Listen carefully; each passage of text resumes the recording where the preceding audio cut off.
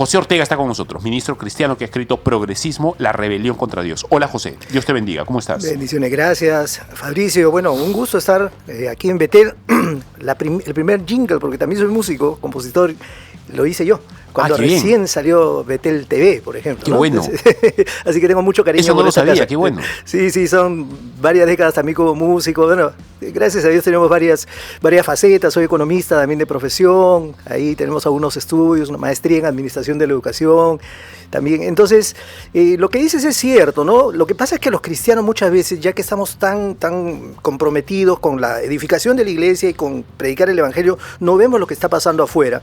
Y este tema del progresismo, y justo lo que mencionas, es toda una campaña que ya tiene varias décadas, porque de lo que trata, y esto empieza con la Escuela de Frankfurt, es este constructo que hay, ¿no? Entonces trata de ser destruido, es decir, todas las bases de la sociedad occidental, para ellos, son los culpables de que el marxismo no haya progresado. Entonces tratan de destruir la relación padres-hijos, la familia convencional, que nosotros sabemos que es bíblica, el matrimonio, el sexo, la identidad, ¿no? La raza. Entonces, todas estas películas, y obviamente porque la religión forma parte pues de este constructo social, entonces se trata de destruir por todos lados y conocen el poder de la cultura. Entonces vas a ver muchas canciones, vas a ver muchas películas que en el fondo lo que tratan es de destruir el orden social que existe. Entonces el punto y la razón de ser del libro, del progresismo, la rebelión contra Dios, es justamente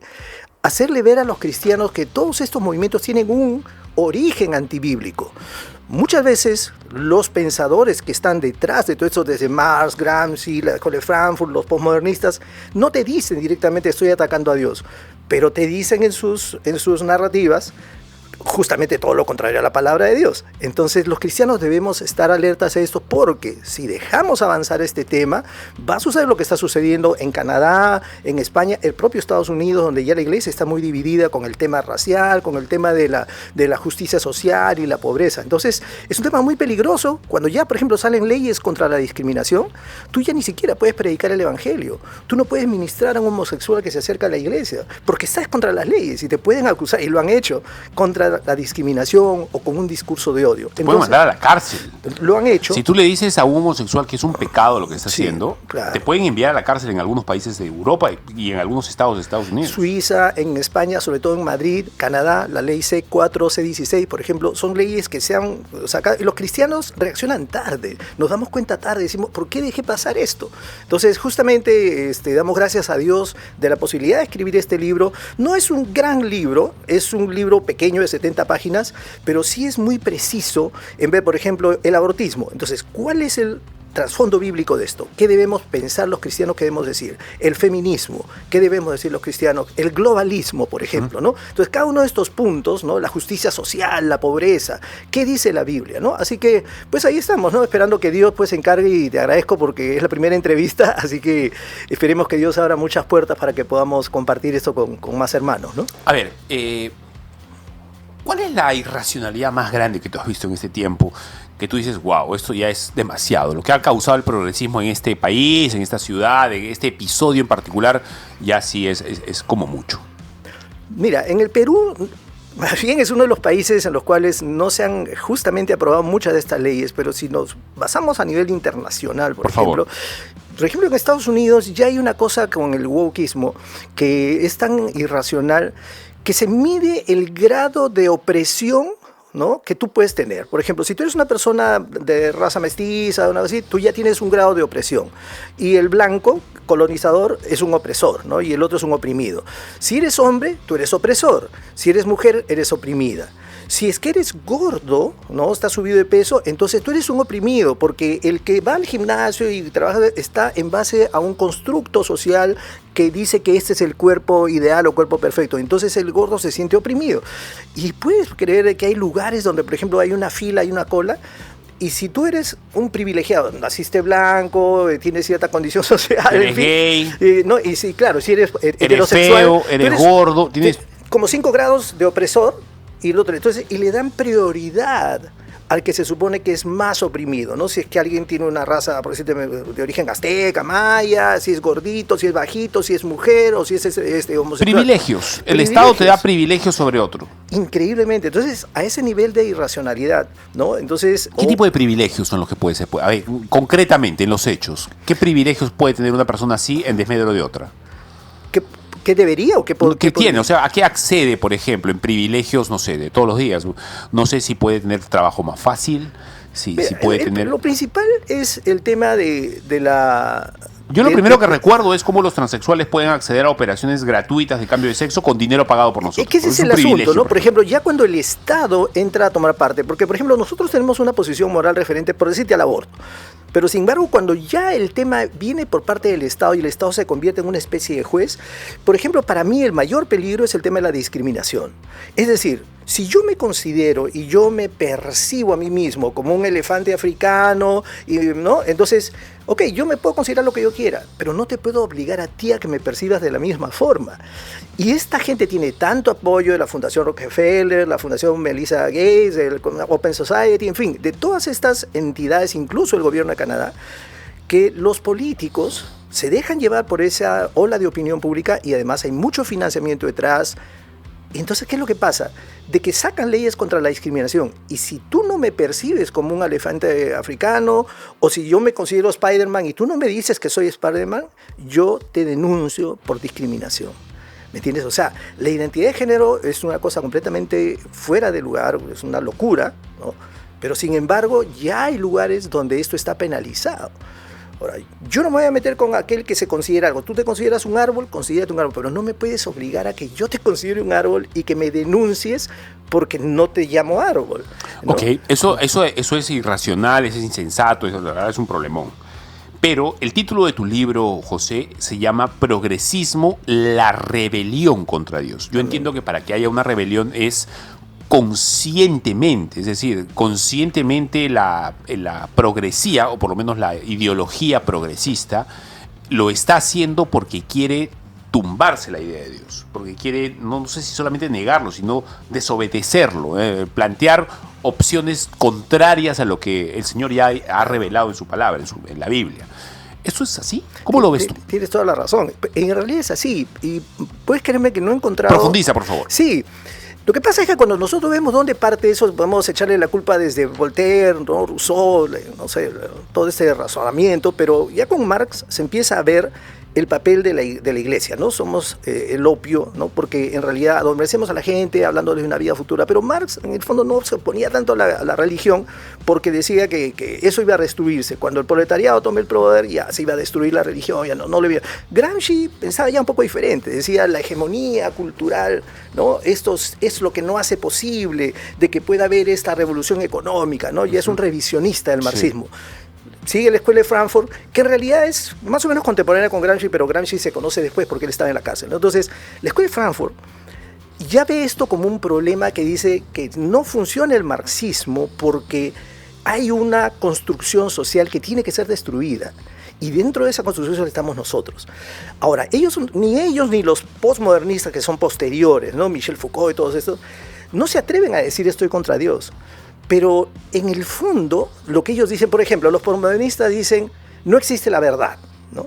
Jesús te dice, Juan 17:17, te dice, santifícalos en tu verdad, tu palabra es verdad. Pero los postmodernistas te dicen, no existe verdad. Todo es relativo. Todo es relativo, lo que hay, la religión es un mega relato, ¿no? Es un gran relato, una gran narrativa, y lo que es verdad son los micro relatos. Es decir, si para ti la verdad es esta, tu micro relato, esto está bien. Cada uno tiene su propia verdad. Entonces, en el fondo, sí se opone. Lo que vas a causar un problemón si haces es que no hay mucha literatura, y estamos tratando de poner una semilla con esto, de ver cada una de estas posturas y de ver, fíjate, aquí se oponen a esto de la palabra de Dios. Por ejemplo, algo bien simple. Te agradezco mucho el tiempo, de verdad, Fabricio. No, dale, por ejemplo, favor, es interesante. La fundación de la ONU, la creación de la ONU, artículo 2, te dice, ¿no?, que el propósito es brindar paz y seguridad al mundo, ¿no? Suena lindo, ¿no? Muy bonito, muy Disney, ¿no? Pero cuando tú ves 1 Tesalonicenses 5:3 te dice, cuando digan paz y seguridad, vendrá destrucción repentina. Vendrá sobre ellos. O sea, y no escaparán. No escaparán. Entonces, uno podría decir el globalismo, que dice, bueno, el globalismo, bueno, o sea, hermano, ya pues la Agenda 2030, o sea, en fin, todo esto, ¿no? Pero, ¿qué pasa desde la Torre de Babel? Cuando tú lo ves bíblicamente, tú te das cuenta que la palabra de Dios constantemente dice que Dios ha creado las naciones, que Dios es el soberano de las naciones. Hechos 17 dice que Dios creó las naciones. Salmo 22 te dice que Él reinará, se enseñoreará sobre las naciones. Salmo 47, que Él reina sobre las naciones. Entonces, el propósito de Dios es que cada nación tenga su gobierno y que ese gobierno sea responsable, porque Dios le da autoridad al gobernante, porque es un servidor de Dios. Perdón. Y Dios también ha permitido la cultura. No, por supuesto. Culturas diferentes. Es más, Él dice que el último día vendrán de toda tribu, lengua todas y nación. Es decir, de todas las culturas. Amén. Exactamente. Entonces, fíjate que el tema de las culturas ancestrales también es tocado en ese libro, porque a mí me tocó estar en un año nuevo, un fin de año en México, y en toda la plaza todo era maya azteca, ¿no? Y uno, si es inocente... Y la Santa Muerte también metía por ahí, seguramente. Por todos lados. Bueno, tú sabes que todo este tema de Halloween para ellos es una fiesta prácticamente nacional, que es su Día de los Muertos, ¿no? Pero entonces se mete el tema cultural, y si el cristiano no es consciente de eso, entonces, ¿qué es lo que pasa? Empieza a aceptarlo como cultural. Pero todas estas culturas ancestrales tienen un trasfondo pagano, hay paganismo, hay idolatría.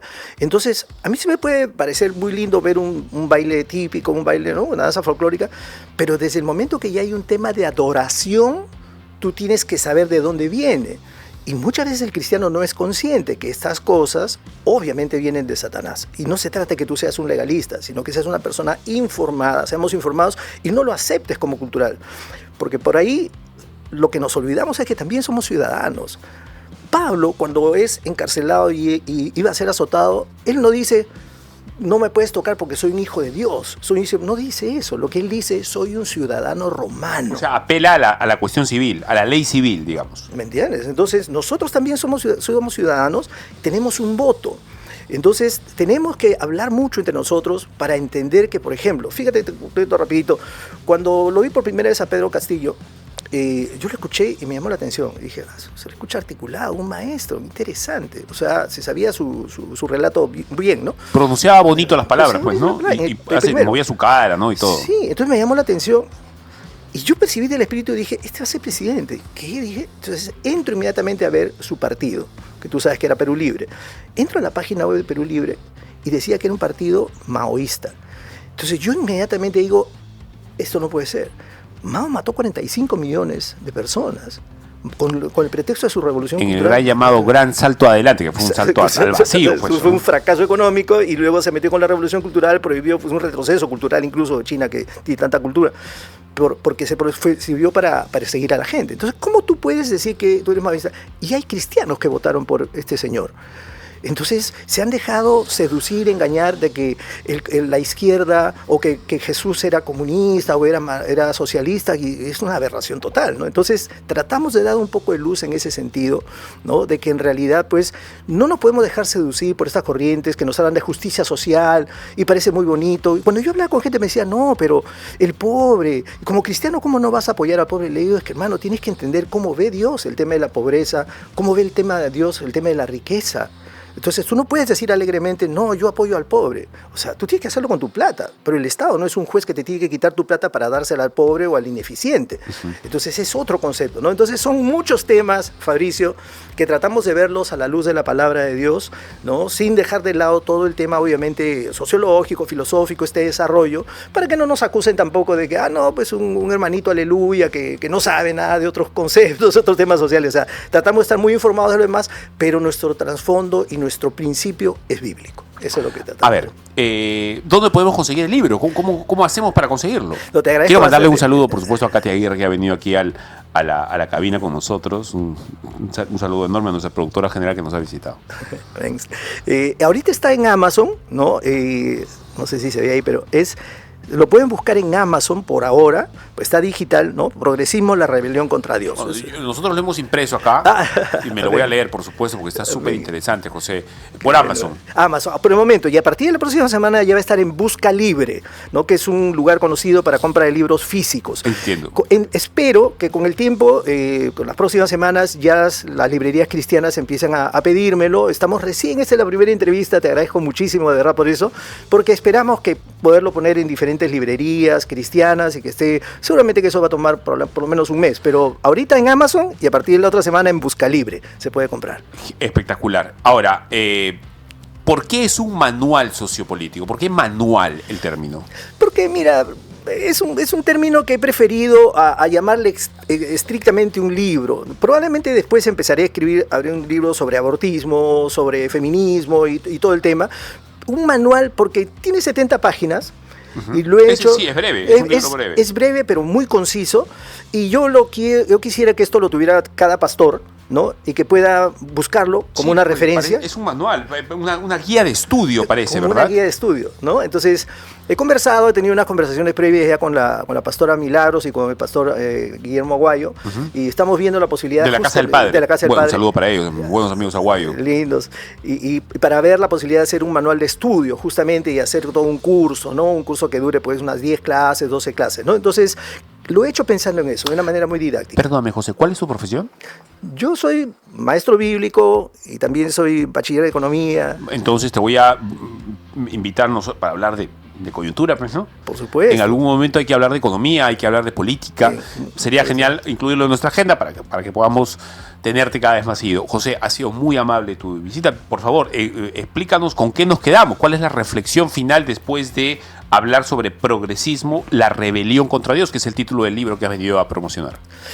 Hermanos, no tengamos miedo, y le hablo a mis colegas ministros, no tengamos miedo de entrar al tema sociopolítico, pero con la luz de Dios, con la luz de la palabra de Dios. Conozcamos bien estos fenómenos que están sucediendo, porque si no lo hacemos, en pocos años probablemente vamos a encontrar muchísima más persecución y mucha más dificultad de predicar el evangelio incluso dentro de nuestras iglesias, ¿no? Entonces, abramos los ojos, veamos que Dios es el que nos está guiando en esto. No es que nos queremos meter en politiquería, sino que necesitamos entender, cuando los buenos no intervienen en la política, los malos son los que toman el poder, y eso es algo que nosotros no debemos permitir, porque somos luz y sal en este mundo. Amén, amén. Bueno, José, muchas gracias, muy amable. Que Dios le bendiga. Saludos para toda ¿dónde estás congregando tú? En la Casa del Padre. En la Casa del Padre. Sí. Saludos para todos mis hermanos de la Casa del Padre y para los pastores Aguayo en particular. Gracias. Un gran Gracias, abrazo. Fabricio. Vamos a una